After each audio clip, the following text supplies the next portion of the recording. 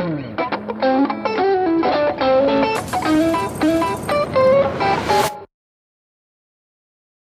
know, the whole tournament for me, before I teed off the first round, I saw Jeff Osberg was 6 under.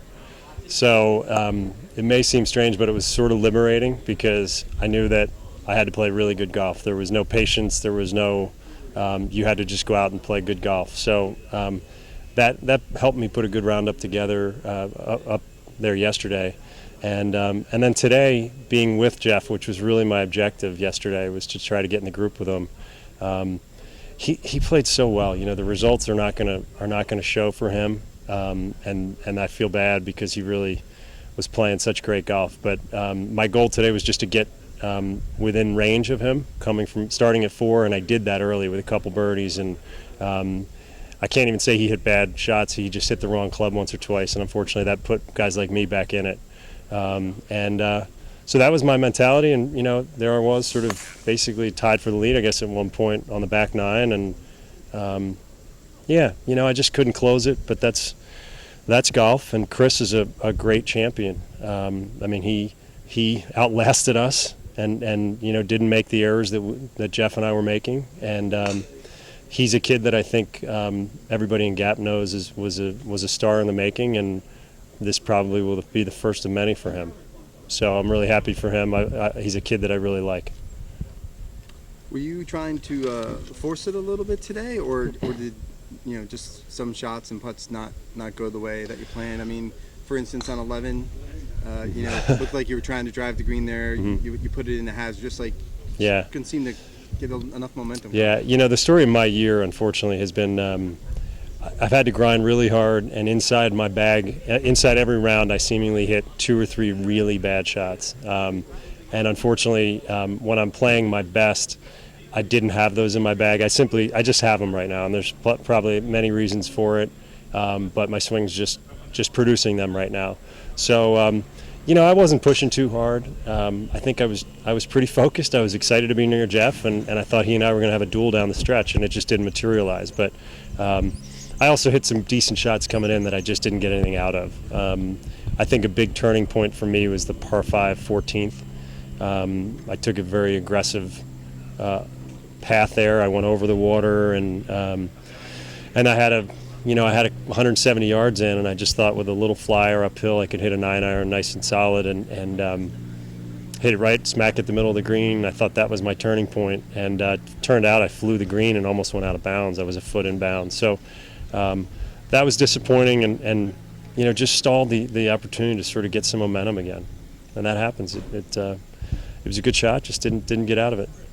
What happened there on 11? What'd you hit off the tee?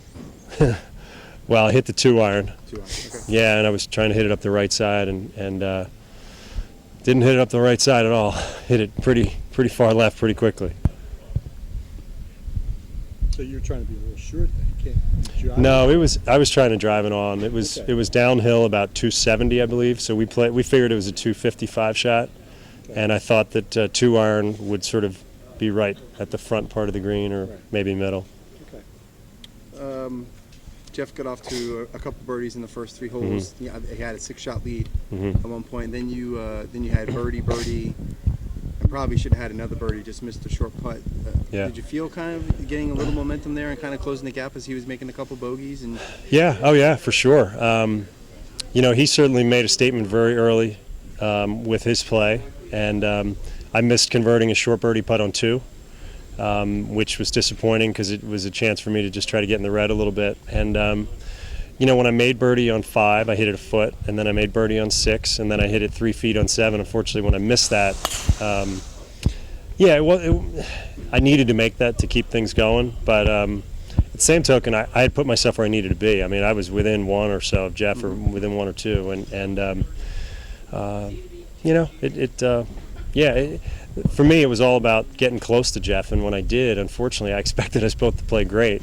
And as soon as I got close to him, we both played poorly. It wasn't exactly, you know, this was essentially round 2 with us after our match earlier, and or at the Philly Am.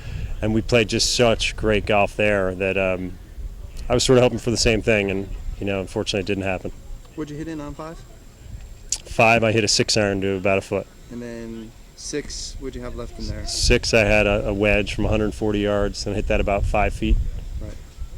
And then on 7, down 7 iron, I hit a 7 iron to about 3 feet. And did you push that putt, or did it just I not pushed go? it, yeah, Okay. yeah. Had a couple of those. All in all, how would you rate your satisfaction? You know, second place finish. You know, Gap Major, good field. Yeah. Oh, this is the best that Gap has to offer, and you know, I beat a lot of really good players, and for that, if you know, I think the goal in any tournament is to have a chance to win, and I had that chance, and this time around I didn't do what I needed to do, but you know, like I said, my swing's a little loose right now, and hopefully by next year or by whenever my next event is, I can try to figure out what's causing me to have 2 or 3 sort of foul balls every day. But I played really hard, knowing that those were in the bag and trying to avoid them, and you know, I hung in there. So. Michael, take us through 18. You got a birdie on the last hole to Mhm. finish out for the second. Yeah, you know, I had about 12 feet on 17, and I walked up. Jeff was at 2 under, I was at 1 under. He had to get up and down, and I had the birdie. And I said, let's both get to 18T 2 under. Come on. And he hit a good chip, and unfortunately missed his putt, and I missed my 12-footer. So it seemed like we were both out of it. But then when I saw the tees were up at sort of 325 or so to the pin, I don't know. I was a little wide-eyed there because I thought, well, I can hit that and maybe get it up around the green or on the green, and I did. So I hit a good drive. I left myself in a little bit of a weird spot. If I was a little further right, it might have been a little easier, but and I was in a divot on the first cut. So it was a tough shot. It wasn't one that I was exactly expecting to go in, but I hit a pretty good shot and, you know, made a birdie. But that the Gap putting it there certainly kept Jeff and I in it, at least for one more shot. So 17, if I remember, you thought the putt would go one way and went the other. Is that what happened on that one? I just pushed it a little bit. Okay. You know, unfortunately, I left myself in a great spot there with a real chance to make that on a good wedge in there, and I just didn't. You know, I didn't get it on line, which is sort of a story of a number of putts today, and I really wanted to make that one because a birdie on the last, not even knowing where the tee was, but a birdie on the last is feel like you can make that on 18 here, and so didn't happen.